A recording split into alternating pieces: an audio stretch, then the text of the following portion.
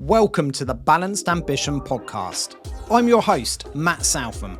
Here, we delve into candid conversations with entrepreneurs, exploring both their business journey and their secrets to maintaining mental well-being. As we navigate the balance of ambition and inner peace, I hope you find insights, inspiration, and invaluable takeaways in every episode. Thank you for joining us. Hi, Joe. Welcome to the show. Now, I want to delve into your life a little bit. Obviously, you've made Forbes 30 under 30 list. You've been a startup award winner and now actually moved on to become a judge in that. But let's go right back. Let's go back to sort of education time and how that has perhaps shaped your journey. Sure. So it's great to be on the podcast. I grew up in a small town called Morley in West Yorkshire, which is, I'm not sure if you've been to that part of the world before, but it's between Leeds and Wakefield, a sort of suburban post-industrial town. And I grew up in a single parent family. I've got two younger siblings, and my mum, who brought us up, works in the NHS in Rotherham as a speech therapist. And I kind of saw firsthand how difficult it was for young people like me.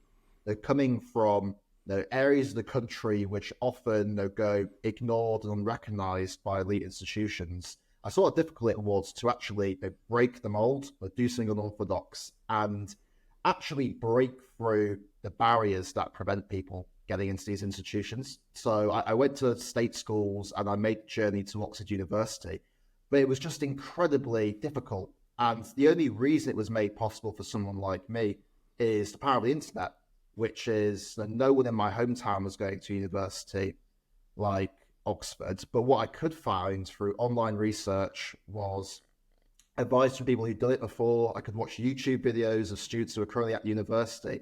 And if it wasn't for the internet, sort of democratizing access to information, like someone like me would have had no chance. And that there has been progress over the past 100 years. 100 years ago, my journey would have been completely impossible. I think in 1923, only 9% of students at Oxford were from state schools, and then very few of those had been from small northern towns, I can assure you, whilst nowadays almost 70% are from state schools. So things have changed, but the change hasn't been fast or radical enough to actually reflect the talent that exists out there in the country. And indeed, in the year I graduated, not a single person from the parliamentary constituency, which I grew up in, got a place at Oxford. So things have changed, but there's still a lot of work to do. And I was just inspired to try and tackle this problem head on, to try and find a way to use technology to break that link between background and opportunity. Yeah, I mean, there's some brilliant insights there. I mean, obviously, we often hear the negative side of, say, social media or the internet and people spending their time on YouTube, but actually, it just shows you can use it to educate yourself, to actually further propel yourself forward and get the information, because actually, there isn't a lack of, as such, access to information at the moment, but perhaps we're not using our time wisely, or perhaps we don't know where to look. And I guess maybe that's where you come in. Yeah, so I think when the World Wide Web in particular took off, and you had platforms like Wikipedia and Google completely revolutionize access to information, I think it was assumed that that would lead to a kind of meritocratic wave, where by spreading information to as many people as possible, essentially anyone with an internet connection, that would automatically then lead to societal progress. And I think we've seen bits of that, but I think the key reason why we haven't seen the full gains is that democratizing access to information is actually only one part of what makes someone able to utilize knowledge and skills to actually break into institutions. And it's those other pieces which are missing. So even though someone like me, I could research the application processes of these universities, I could watch videos of students, I didn't have a mentor who could actually give me the inside track or keep me accountable or keep me motivated. I didn't have someone to actually sit down with me and work through admissions tests and interviews to train me up. So even though I had all of the information, I didn't necessarily know how to apply that information. I didn't necessarily have the kind of structures around me to keep me motivated and accountable and fend off some of those psychological barriers like imposter syndrome, lack of confidence. So what Zero Gravity does, I suppose, is try to take that next step, which is services like Google and Wikipedia have democratized access to information. how do we actually put people in a position where they're able to apply it to gain new knowledge and new skills that actually enable them to get on in the world? And it's that missing link that I think will make the difference in terms of actually spreading the fruits of the internet to a wider group of people. Yeah, I mean, I guess, you touched on having a mentor and someone to guide you. And that's so true, because quite often we're motivated to do something, but motivation is actually quite often just a short-term thing where, we see it after Christmas in January, everyone's motivated to hit the gym and things like that. But discipline is actually the skill that you really need. And that's actually still a really hard thing to keep up. But when you've got someone supporting you and guiding you, actually it just reassures you at times and points you in the right direction and holds you accountable, I guess. And that's what you've found. Yeah, I suppose the key belief behind Zero Gravity's impact model is the law of compounding, which is that if you work on making people 1% better each week, you're not going to become an overnight success. You're not necessarily going to see radical change straight away. But if you keep that consistency for a long enough period of time, that's when you do start to see transformational change. We've seen on our platform, for instance, if a student completes 10 mentoring sessions on the Zero Gravity platform, their chances of breaking into a highly selective university radically change. And that's not because any single one of those sessions leads to some kind of awakening or enlightenment. It's just the kind of compounding effect of getting better and better and better over time. So if there is no kind of secret sauce, and it just does come down to compounding, one of the main questions is, how do you keep people consistent? How do you keep people accountable? How do you build that habit?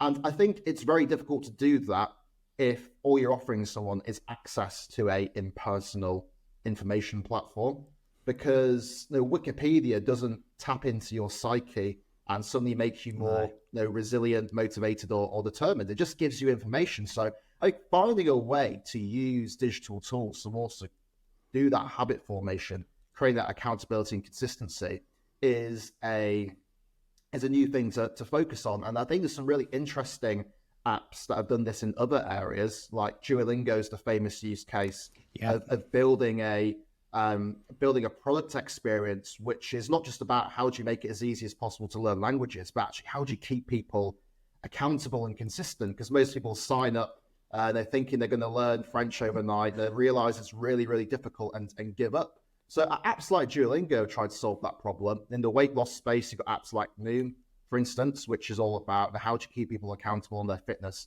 and dieting journey. And I think this stuff around habits is overlooked in the education and career space, but is actually a really key part of the dynamic. And we've tried to build a product that delivers that for young people.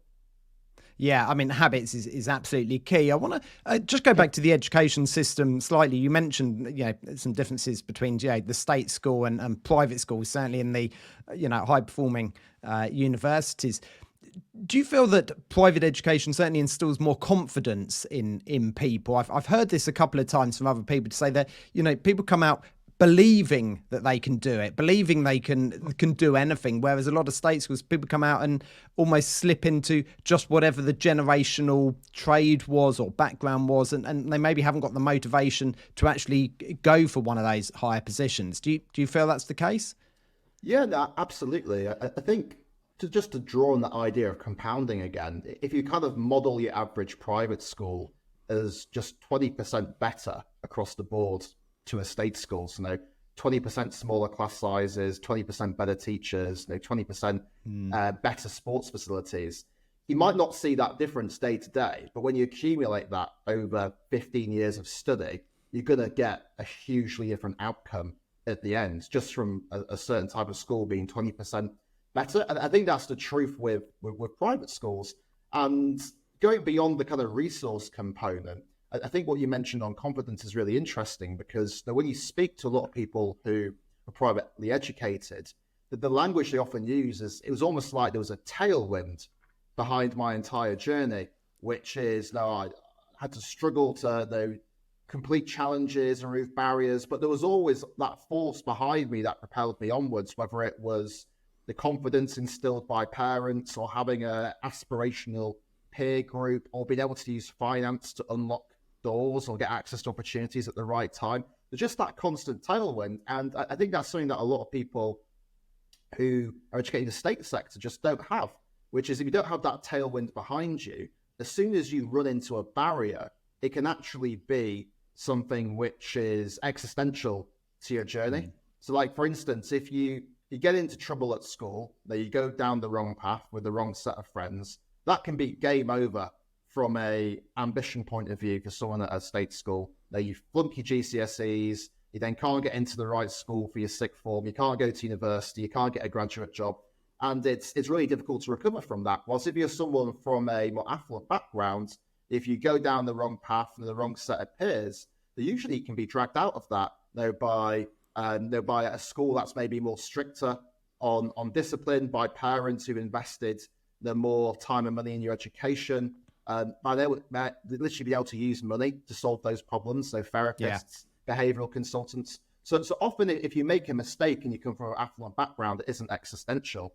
But for those from more low income backgrounds, the cost of failure can be pretty dramatic. And I saw that consistently throughout my life, where I had so many people who I met while I was growing up who were so talented, they had ambitions and dreams, but at some point they made the wrong choice or they fell off the track, and then it was impossible to get back on again because that tailwind wasn't there. So I think that's a key question for any product trying to solve this problem, which is how do you almost simulate that tailwind for people who don't have it through the inheritance of birth? And that goes not just to the kind of hard things like finance, knowledge, and skills, but the softer things like confidence as well, and a sense of ambition. Like, how do you actually cultivate that within people? And I think that's a real key question for anyone building products in this area. Yeah, completely agree. And, just make it clear, I'm not knocking private schools. I'm not even, in fact, knocking state schools. I'm trying to say, how do we bring everyone forward? And that's clearly what one of your passions has been with developing your business. So talk to me about starting that and growing it. And obviously you've had some huge success, which has been, nationally or internationally recognised. Talk me through that journey. Sure. So I studied philosophy, politics, and economics at Oxford University, and going there was a massive wake-up call for me, because I was going from a small town in West Yorkshire to the dreaming spires of Oxford, and suddenly sitting down and doing tutorials with these world-leading professors. But when I met a lot of the people at the university, I kind of had a emperor's got no clothes moment, where I thought, a lot of these people aren't any more talented fundamentally than the people I grew up with. They just made the right decisions, so they had polish. They were determined and intelligent, but no more so than a lot of people I met growing up. And that actually lit a kind of flame of optimism within me, because I thought the system's clearly broken here, but maybe actually solving this issue of how do we get more people from low opportunity backgrounds into these elite institutions, maybe it's not quite as difficult as people may make out, because all the talent's there in society. It's just about identifying it and giving it the right support. So I set out to build a platform that tackled that problem, which is talent is everywhere, opportunities not. How do you build technology to solve for that? It was a controversial choice at the time, because when I was graduating from university, I had job offers from the big graduate employers, law firms, for instance, and they were willing to pay a lot of money to have me be part of their firm. And when I turned those opportunities down to start a startup, in inverted quotes, at that point, my friends and family thought I was absolutely insane. And I actually faced a lot of, I suppose, social pushback against the idea of being an entrepreneur. There's like, this is not the right time in your life to be making this choice. Why did you spend so much time working hard at school, at university, to essentially go back home and try and start a business from your bedroom? Like, why didn't you get a proper job? Like, that was the kind of mentality that I often faced, even from the people who I was so closest to, and I knew had my best interests at heart, but couldn't necessarily buy into the kind of bigger vision and the idea of kind of throwing away the risk aversion, which is traditionally associated with being a graduate. So it was an unpopular choice when I started, to be honest, but I was so strongly, I had such a strong belief that this was a problem which I could solve and make a difference to, that I just decided to ignore those who told me that wasn't a good idea and push forward with building zero gravity. But that sounds romantic now. It wasn't very sexy at the time, because as all my friends graduated and went off to their cushy grad jobs in London, they're moving in together, they're going to all these cool restaurants and bars and nightclubs, I actually went back home to West Yorkshire to live with my mum and younger sister, and I was sort of washing up the dishes after dinner whilst going back to my room and then trying to build zero gravity. So it sounds romantic now, but it certainly wasn't sexy at the time. Anything but. Did you ever have a moment then where you thought, maybe I have made the wrong call here? I had a number of moments. Everyone creates a business at the beginning, naively thinking it's going to be an overnight success, because the version of entrepreneurship we're often fed culturally is of kind of immediate overnight exponential growth, like whether it's movies people watch, The Wolf of Wall Street, The Social Network, or whether it's either the media people consume, which is always successful entrepreneurs talking about how they did it, often presenting their journey as almost like a glide path to success. That idea is firmly implanted within people. And then when you actually start a business and realize, gosh, this is really hard work, you do loads of stuff and you don't really see huge progress straight away, you kind of think you're doing something wrong, when the reality is that it just takes time, and it's the people who actually stay the course and stick to the journey and are committed to getting that bit better every week who actually end up winning. But in those early days, I didn't realize that, and I kind of was banging my head against the wall thinking, how does anyone build a business? And this is too hard. Where's all this overnight success I was told about? And so eventually things fell into place. But that first 6 months was really, really difficult. And I think the difficulty was also made worse by the fact I didn't have any access to finance. I started Zero Gravity with the last 200 quid of my student loan. That was my kind of seed capital at the time.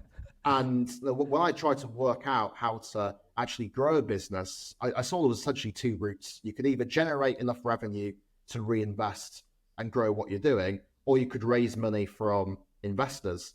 And I thought, okay, option A sounds pretty hard because I don't really have anything to sell yet. It's going to be difficult to convince people to buy what I have.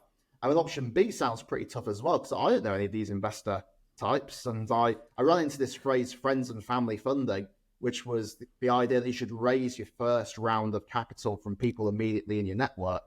And I thought, wow, if I go down that route of friends and family funding, I might be able to do a whip around for around 50 quid and a packet of skips. But I don't have a rich uncle that I can get £100,000 off to accelerate and grow my business. So just that gap in access to capital definitely slowed me down in the first 6 months, because I was completely reliant on myself and self-sufficient based on the skills that I had. And so I almost had to become the ultimate generalist to get the business up and running. Write the emails, write the code, create the social media posts, design the strategies. You have to do everything, because I didn't have any finance to be able to bring other people's skills and knowledge into the business at that point. So when did it suddenly click that, you're clearly dedicating a lot of time, you're putting in lots of effort? At one point, there would have been some signals from other people, things like that made you go, you know what, this is going to work. When did that sort of first happen? Yeah, so the first thing I did when I launched a business is I created a very basic platform that focused on identifying top talent from low opportunity backgrounds and getting them into Oxford and Cambridge University. And that was never the extent of my vision. But my vision was always to build a platform to get people into all the top universities in the UK and top careers. But I thought, I'm not going to be able to revolutionize the entire system overnight. I need to start at some sort of point of this wedge. And the reason I started focusing on Oxbridge was not only was that a system that I understood personally, but also tactically, I saw that there was huge media and PR interest in those two universities, because the British people are kind of obsessed with them. Like, they're seen as like old, mysterious, very prestigious, but also very posh. And I thought, if I can prove that this technology can get more low-income people into Oxbridge, not only am I solving like a really big problem, but I'm also doing something which will get recognised as well. So it was partially based on personal experience, partially tactical. And the platform I built, essentially in its first year, got 50 students from low-income backgrounds into Oxbridge. And because some of the stories that came out of that were so incredible, that people growing up on council estates, who were the first person in their school to go to Oxbridge, because the stories were so powerful, immediately there was a lot of social media and PR interest in what I was doing.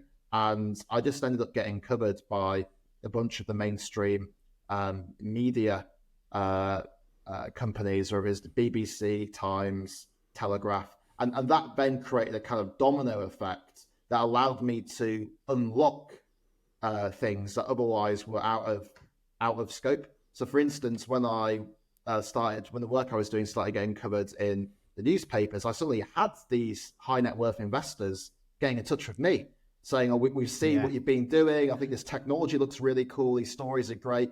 Can I meet you for a coffee?" So I almost managed to play the reverse Uno card, which was, rather than me having to go out and find these people, suddenly they were coming to me. But it took around 6 months to get there. And I actually had to get some tangible results from my product before I was able to do that. But I think I'm a big believer in the power of brand, in the power of social media and PR, because I think, especially if you're building something that's mission driven, where the benefit of your product isn't just good for the end user, but good for society.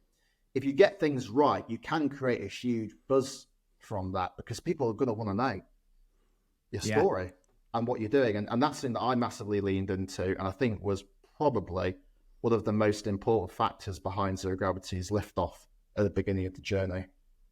Yeah, I mean, being able to tell that story and get PR is absolutely essential. I fully believe in you that, the famous marketing saying is facts tell, stories sell. And it's those stories that actually propel a business forward and help connect it with other people for them to actually take notice. I saw, I might have been on your LinkedIn, you commented about how actually your journey to the Forbes 30 under 30 was potentially sort of driven from the fact that actually you had received all this good PR. It actually suddenly was able to propel you forward. It didn't such change what you'd been doing, but actually it highlighted what we're doing and was able to sort of get you onto that list. Is that a fair assessment? Yeah, 100%. I think with like earned media, so PR, for instance, it's the growth isn't linear, because recognition and attention either comes all at once or doesn't exist whatsoever. So in the first couple of months, no one was taking, no one cared about what I was building. I was there in the background building the technology, students were signing up to the platform, but no one wanted to recognize and cover it, because we didn't have any tangible results yet from the products. I didn't have those stories I could tell, other than my own personal story, which connected back to the mission of the business. But once we did have some tangible results, and we had these incredible stories of students defying the odds, suddenly one outlet wanted to cover, and then another, and then the people saw those stories, and then everything kind of ricochets, and you get like a snowball effect after that. So I think the key thing with PR, it's almost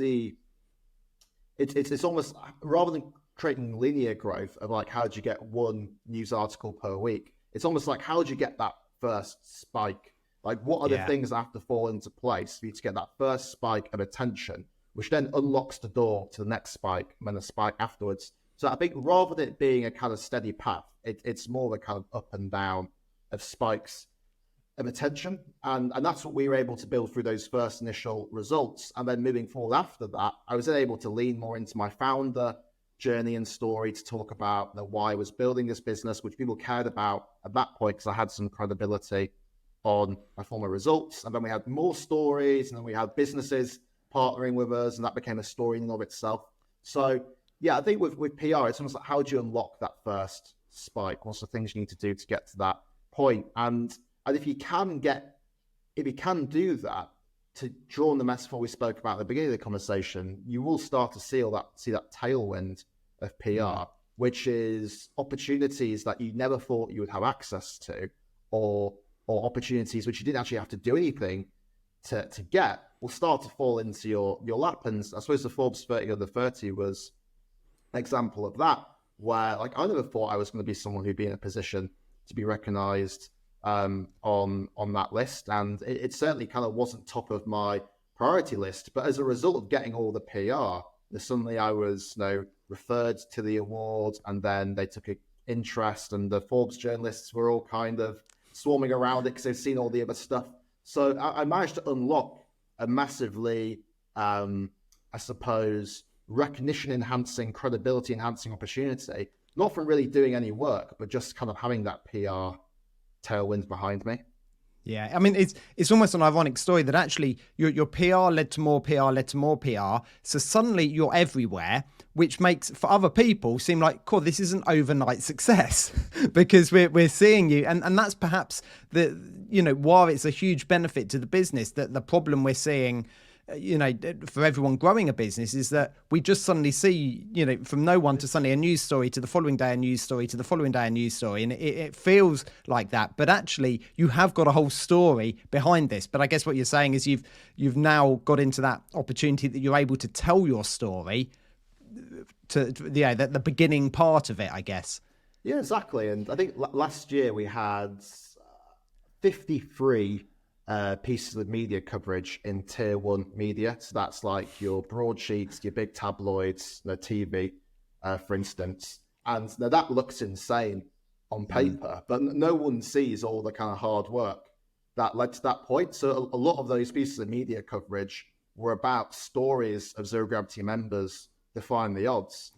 But to actually build those stories, a lot of work had to go into that.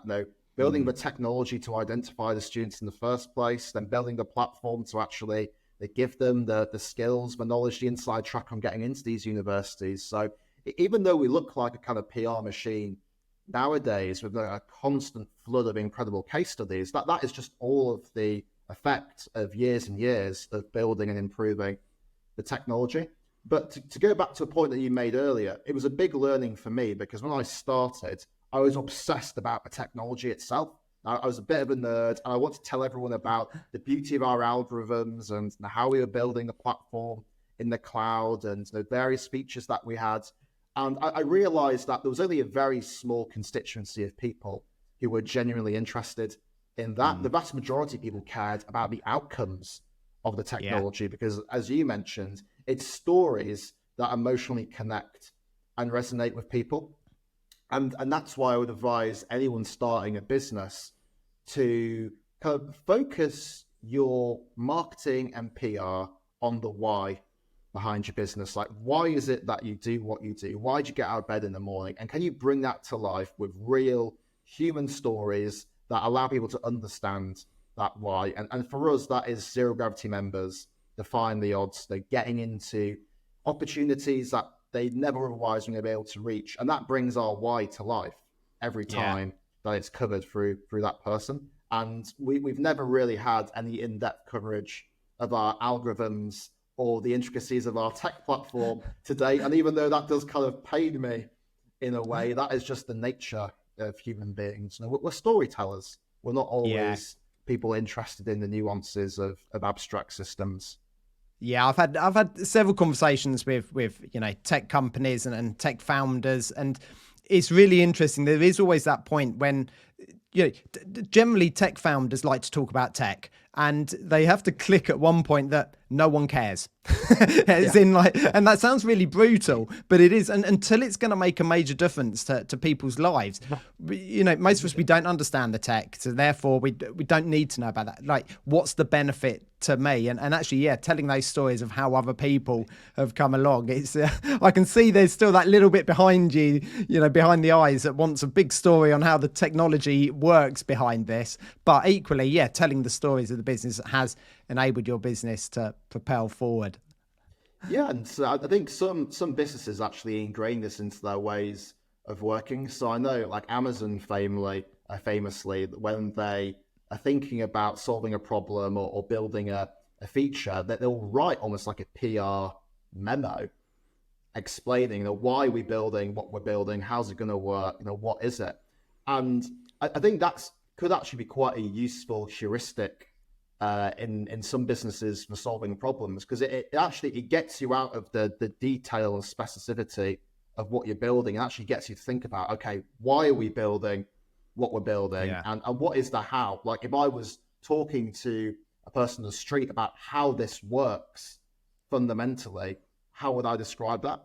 And even though it can be a bit crude and seem a bit unsophisticated for a techie, I do think it's a useful heuristic for getting people actually focused on the end goal, which is actually creating beautiful experiences and outcomes for real human beings rather than just beautiful code.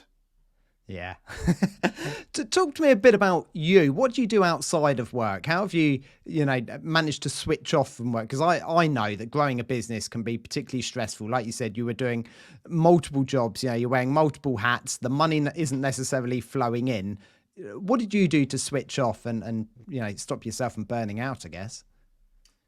Yeah, it's a really big question for founders, because one of the things I found really strange when I started raising investment is that everyone would say that for early stage businesses, what people are investing in is the founder, not necessarily the business. So people have to believe in the business idea and believe in the business model, but people invest in people at the early stage, right? They don't invest in businesses.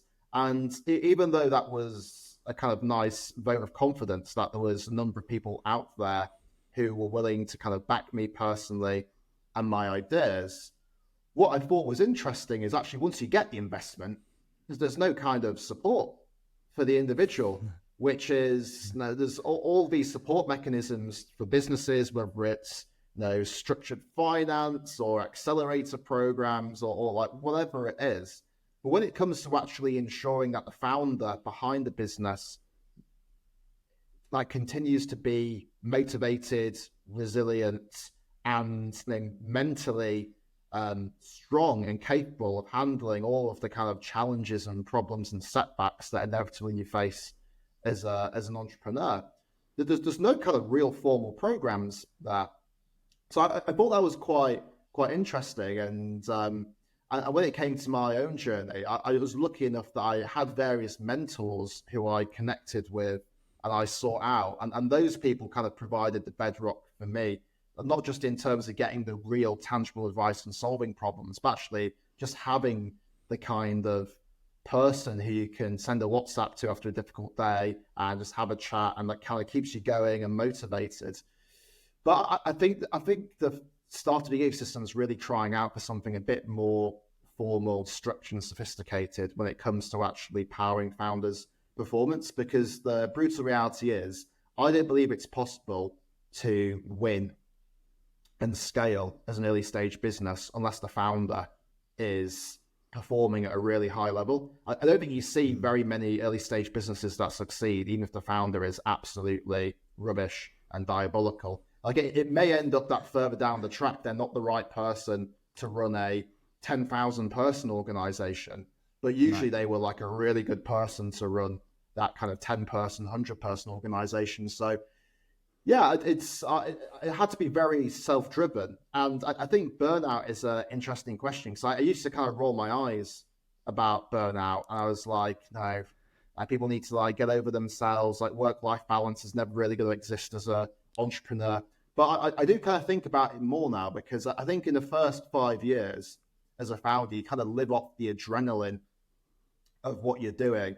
And that adrenaline can see you through the really long days, the constant mental load and the challenges. But I think once you get slightly further into your journey, that's when burnout becomes a bigger question, where the kind of adrenaline's worn off a bit, or it becomes more difficult to have adrenaline-inducing moments because you've already done some of the big things. So your business has already been featured in the press, you've already raised investment, you've already had product successes. So then I think it becomes a bigger question of actually how do you maintain and sustain a level of performance and energy that you had in the early days. And I don't think there's any clear answer to that. It's the million million question. Yeah. I think for me, things that I do is I try and nail the basics, which is I try and prioritize sleep. Like all people, I fail at that every now and again. But I found for me personally that not getting enough sleep or neglecting sleep is the first indicator of things going wrong. So I'm quite religious about making sure that I get my 8 hours. And at Zero Gravity, we don't force people to kind of do a 9 to 5. So we have like core meeting hours. But in terms of like what time people want to come into the office or start working, what time people want to go home, that's completely up to the individual, because I'm a big believer that if you're a night owl like me and your chronotype is not consistent with getting up at 6 a.m. in the morning and jumping in an ice bath, like you shouldn't be kind of societally forced to do that. No. So I think nailing sleep is a big one. And then I think the other one is I've just leaned into a couple of hobbies and passions I have that are things I really enjoy. So like a really basic one is I'm a massive football fan. And the one thing that I prioritize alongside the business is going to see my team, Hull City, play. So I go to every single away game every weekend, and I watch the football and I have some beers. And that some people that might just seem like a silly passion and a hobby, but for me that is like a passion which I can channel myself into, which sort of takes me away from business, and also is quite ironically, I think, quite useful for what I'm doing, because as a result of that, I get to go to lots of different places in the UK. And because Hull aren't a great team, it tends to be kind of small, like slightly run-down towns across the country where we play teams. And I get to meet lots of people through that and kind of stay more tapped in to what's going on across the UK, rather than just like living in the London tech silo where you can very quickly get out of touch with the rest of the country. Yeah, I guess you end up in a bit of a bubble, but actually by traveling around, you're connecting with people who your app is really helping. You know, your company's really, really helping.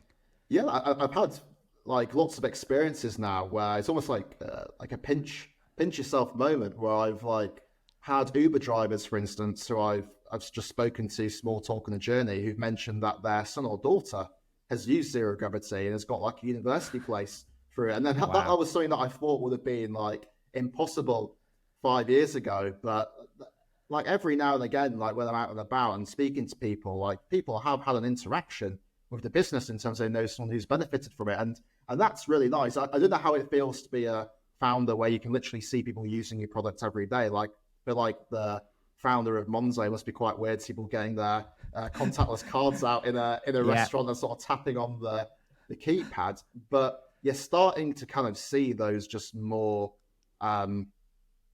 just almost like uncanny product experiences just day to day is pretty cool. Yeah. Joe, just to finish off today, because I've really enjoyed our conversation and learning more about you, the business and the journey. I want to ask you simply, what is success to you? I'm not one of those people who kind of has a 5-year plan and a 10-year plan and has my kind of life mapped out for me. My personal philosophy has always been to try and put myself in a situation where I expose myself to as many opportunities as possible. And I'm confident if I do that, I've got that optionality, like I will find my way through and find a path that works best for me. So I don't really personally have a 5 or 10-year plan.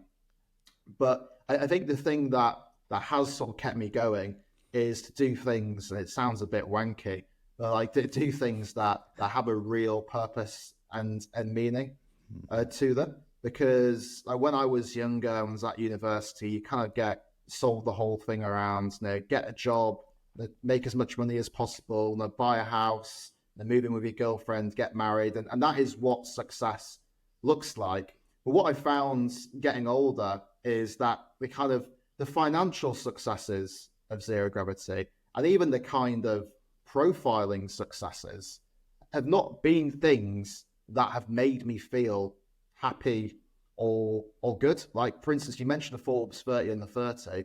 5 years ago, I would have thought that is the pinnacle of being a startup founder. That is amazing. If that ever happened to me, I'd be set for life. I don't need to do anything else at that point. It's like your life's made. But I remember the morning I actually got the email saying, you've made the list, and I had, millions of messages on my phone. And I just kind of felt a sense of emptiness inside, because even though I knew it was going to be a great profile and awareness raising thing for the business and for me personally, it didn't feel like it had any substance behind it, because as we spoke about, it's a piece of PR recognition, and it's useful as a means to an end, but it's not an end in and of itself. And the same thing with raising investment as well. Like I remember walking into the kind of lawyer's office in a London skyscraper a couple of years ago and signing the shareholders agreement for where we first raised investment into the business. And I thought, I've made it. Like, wow, like, who would have thought this would ever have happened? But quickly I realized that actually investment's just a means to an end. It's just a way to grow and scale your business. And with more investment comes more expectation. And there's no real glory in having raised a huge amounts of money. And even though tech publications like TechCrunch and the like will constantly fetishize founders and businesses who've raised a lot of investment, that is also not the thing that's going to make you feel happy and contented. So it's not those things. And the things that I think it is the things where you realize that the purpose behind what you're doing really makes an impact. So like there's conversations with the random Uber drivers I wasn't expecting. Seeing people online, like young people spoke about how zero gravity was the difference maker to them getting into university or career. I'm actually meeting a lot of these people in real life. And I've seen some of our members now who I met when they were sort of 17 and used our platform to get into university. I've seen some of them now actually break into jobs, and actually, they're in London, they're working professional jobs. It's like, wow, like that's incredible. Like I've seen your journey from someone from a sort of low income background in a small town that most people probably couldn't find on the map to now in these high flying jobs. And it's those things that I think create a clear sense of satisfaction and contentment. And even though I know that sounds a bit cliche and wanky, prioritize purpose and impact, I do genuinely think that is the thing that for me at least has kept me motivated and happy. It's not the kind of headline moments of PR or investment, it's the real human impact. Joe, thank you so much for your insights today. It's been absolutely fantastic to talk to you. And I wish you all the best with your future business. I'm excited for you because you've clearly got a passion for it. So keep making that impact on people's lives. Awesome. I really appreciate you having me on. Thank you for tuning in to this episode of the Balanced Ambition podcast. I genuinely hope the stories inspire you as much as they inspire me. If you found value in today's conversation, please share it with a friend. And remember, by subscribing, you won't miss an episode, and it would truly mean the world to me. Stay balanced, and I'll see you next time.